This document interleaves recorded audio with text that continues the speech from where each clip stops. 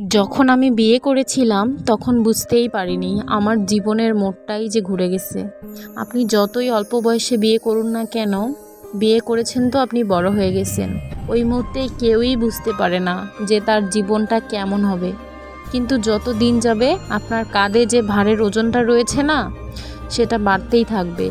এমনও হতে পারে আপনি সহ্য করতে না পেরে হোঁচট খেয়ে পড়ে যাবেন, কিন্তু আপনাকে আবার দাঁড়াতে হবে, আর এটাই হলো জীবন। তো হ্যালো এভরিওয়ান, আপনারা সবাই কেমন আছেন? আশা করি অনেক বেশি ভালো আছেন, সুস্থ আছেন। আমিও ভালো আছি। সকালে উঠেই আমি আনারস কেটে খেতে শুরু করে দিয়েছি। ছোটবেলা থেকেই আমার বাবার কাছে শুনতাম যে খালি পেটে আনারস খেলে নাকি পেটের মধ্যে থাকা সব কৃমি মরে যায়। তো এজন্যই সকালে উঠে আনারস খাওয়া, আর আনারস খাওয়ার সাথে সাথে আমি এদিকে রান্নাও বসিয়ে দিয়েছি। সারা জীবনেই যেন একটা সংসারের কাজ শেষে হয় না। যতই কাজ করি, যতই গুছিয়ে রাখি, দিন শেষে আবারও সেই অগোছালো সাথী হয়ে যায়। একটা মেয়ে চাইলেই সংসার গড়ে তুলতে পারে, আবার চাইলেই ভেঙে দিতে পারে।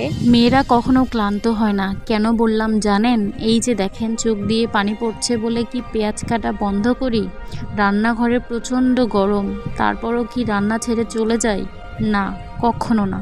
মেয়েরা সব পারে। সত্যি কথা বলতে কি, আমি সংসার জিনিসটা শিখেছি আমার মায়ের কাছে, আর এটাও বুঝি যে মেয়েরা কখনো ক্লান্ত হয় না। বিশেষ করে বাড়ির বউরা কখনো ক্লান্ত হয় না। দেখবেন যে তারা একটার পর একটা কাজ করতেই আছে, আর করতেই আছে, করতেই আছে। তবুও মানুষের কাছে নানান রকম কথা শুনতে হয়। আসলে বাস্তবতা এটাই, আপনি যতই ভালো হতে চান না কেন, আপনি যতই ভালো কিছু করুন না কেন, তবুও আপনার নাম থাকবে না। এটাই হয়তো পৃথিবীর রীতিনীতি। জীবনে এমন এক পর্যায়ে আসবে যেখানে আপনার কোনো দোষ থাকা না সত্ত্বেও আপনাকে মুখ বুজে সহ্য করতে হবে যে আপনি একমাত্র দোষী। নাম বদনাম সবকিছু নিয়েই মেয়েদেরকে সামনের দিকে এগিয়ে যেতে হয় এবং সবকিছু মেনে নিতে হয়। আসলে সত্যি কথা বলতে কি জানেন, মেয়েরা আসলেই পরিস্থিতিতে শিকার। তারা চাইলেই যে কোনো কিছু করতে পারে না, শুধু তাদের সহ্য করতে হয়। আর আজকে এ পর্যন্তই। আপনাদের সাথে দেখা হবে আবারও নতুন কোনো ব্লগে। এ পর্যন্ত ভালো থাকবেন।